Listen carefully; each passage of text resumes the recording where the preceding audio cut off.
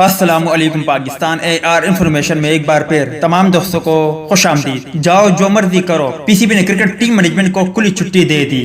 Spin bowling coach مشتاق احمد نے programme میں کیا ذمہ داریاں نبھائی، انتہائی حیران کن خبر آ گئی ہے۔ ویڈیو کی تفصیل میں جانے سے پہلے اس ویڈیو کو لائک کریں، اور اگر آپ کو یہ جاننا ہے کہ موجودہ حالات میں پاکستان کرکٹ ٹیم کو 3 اوپنر کی کیوں ضرورت ہے اور رمیز راجہ نے اس بارے میں کیا کہا، تو اس کی لنک آپ کو اینڈ اسکرین میں مل جائے گی۔ پاکستان کرکٹ ٹیم کے مینجمنٹ میں شامل سابق کرکٹر کو میڈیا پر سرگرمیوں کی کلی آزادی مل گئی ہے، اور قومی ٹیم کے اسپن بولنگ کوچ مشتاق احمد ایک ٹی وی پروگرام کے میزبان بھی بن گئے ہیں۔ تفصیلات کے مطابق پاکستان کرکٹ بورڈ پی سی بی سینٹرل کانٹریکٹ یافتہ کرکٹر کو ڈسپلن کی پابندیوں میں جگڑ کر رکھتا ہے، اور ان پر بے ضرر انٹرویو دینے پر بھی پابندی ہے، جبکہ دورہ انگلینڈ سے قبل سوشل میڈیا کے استعمال پر احتیاطی تدابیر بھی کرائی جا چکی ہے۔